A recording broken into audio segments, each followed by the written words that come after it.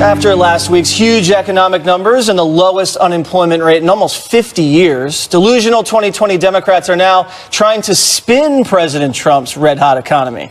They're actually claiming that he doesn't deserve the credit and that we should instead be patting President Obama on the back. I love that Trump is taking credit for a recovery that started under Obama, but the substance of this, who is this economy going to work for?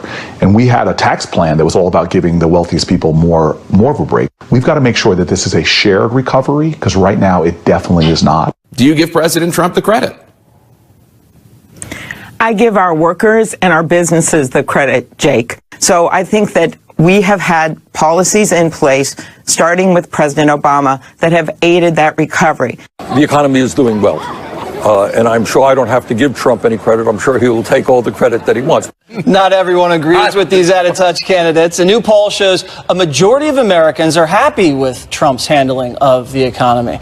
Brian, see if you can square this circle for me, because I certainly cannot. How can the Democrats say that this is their economy and at the same time say it's not working for the middle class? Well, I mean, it's very strange, because I thought that was Joe Biden's rollout, essentially. Bring up Charlottesville, and then the middle class, you're not happy.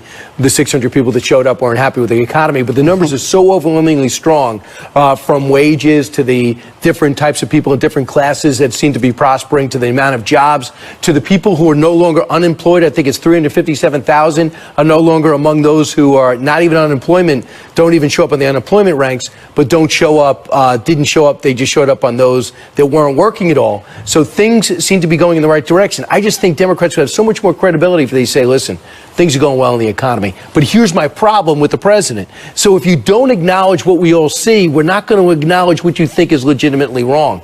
And I just am a little confused. If I'm Trump, though, I focus on independence. He's got his base. He's never going to get the liberals, but those people in between, he's still under 40% approval with them and barely over that with the economy. He's got to convince them.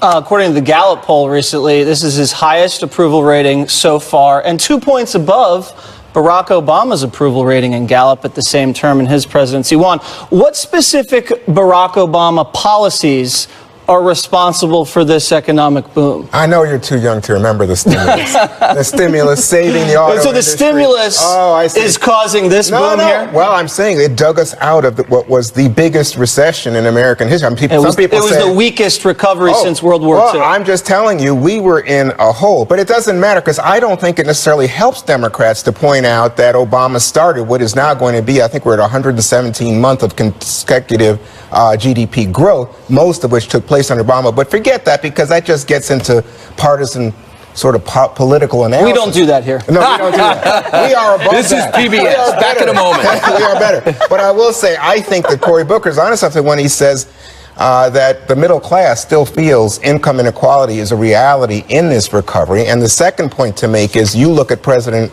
Trump's numbers, and you would think that with the good economic news that he would be doing even better. But it's obviously the case that people have strong objections to him, and whereas the economy previously was a good measure of how a political candidate, especially a president seeking a second term, was about to do, in this case it looks like it's nothing. I would cede some of that, but let's just take a look at one thing you did say, which I'd like to fact check, Juan. The wage growth right now has been accelerated for the bottom half of workers, Emily. You're seeing a lot of the wages rising for blue-collar workers, for middle-class workers. The wage acceleration is not as strong for the upper class. Which is why it's so difficult to reconcile that lack of consistent messaging of, if the thriving economy was begun under President Obama, why did he then leave behind the middle class? Or how does he then not deserve blame for that? And that doesn't bode with the lowest part of the class on having rising wages. To touch on what you said too, you know, if I was President Trump, the reality is the economy is thriving. And therefore, I would not capitulate, no matter how persuasive the Democrats might try to be, on funding the infrastructure bill with raising raising any type of tax, including the gas tax. There's a bill right now in Congress, the GAIN Act, which recognizes our $2 trillion in debt and lease assets among government agencies, and specifically the Department of Agriculture has $155 billion in non-guaranteed debt. So basically, we sell all of that off, just like Congress did in 1986, and if Trump uses that savvy to fund this bipartisan bill that we've already agreed to, then there's no spinning the Democrats can do, no matter how hard they try. What do you think about the Democratic spin? I think it's laughable, because if Hillary Clinton were president right now, there's no way Cory Booker would be on TV talking about how it's Obama's economy, because that would be seen as being totally sexist. And if any other president were enjoying these numbers, they would be considered the greatest president of the modern era. And it would be reported as such in the mainstream media. A Democrat or Republican, and I'm not saying it's the liberal media who's tarring and feathering this president. I think that, he doesn't help himself. He has a lot of unforced digital errors. But what's going to happen is you have to measure how people feel about where they are right now versus how they feel about the president. And a lot of people, including people in the middle class, including some low-income earners, they feel a lot better than where they were at in 2016.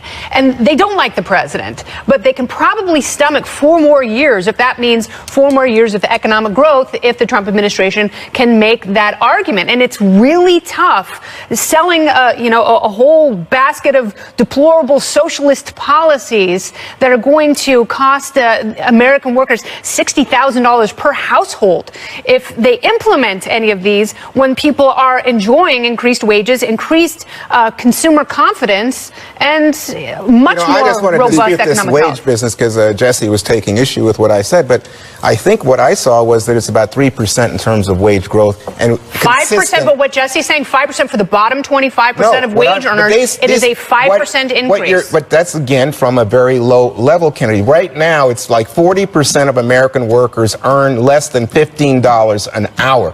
When they deal with rising housing costs, when they deal with rising healthcare costs, when they deal with rising gasoline costs, to come back to your point, they're seeing that they are getting squeezed in this economy, even as the upper income is growing. I'm so glad you bring that up, Juan. 3 areas where the government is far too involved: housing, healthcare, and energy. The government is far too involved in these things. I disagree, because it exacerbates what you call income inequality, which, by the way, Obama had 8 years to foster income equality, and that didn't happen. In the latest Fox poll, what you see is like 54% of people saying GOP policies benefit the rich, Kennedy, not the middle class. Right, and a couple of things are going on with the tax plan in particular. This is where you're right, Juan. So the tax plan shows, and the numbers don't argue, and the Washington Post proves, that about 80% of the country on all different levels have gotten some type of tax break.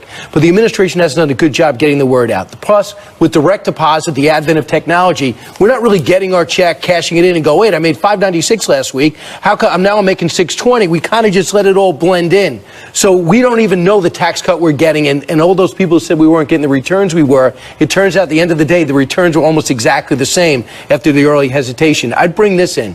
If the Republicans were smart and truly wanted to get to a different era, and if the president really feels 2 years was stolen from him because of this whole Mueller investigation, this is what I do.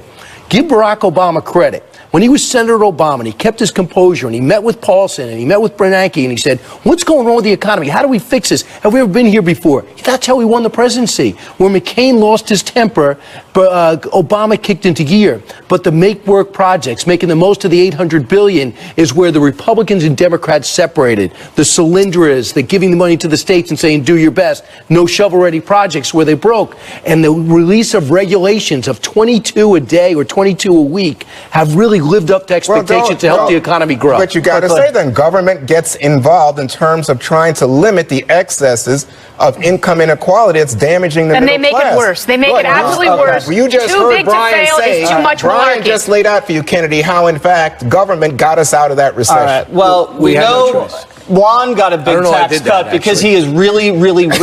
That's it. Almost as rich Up as next, you. Radical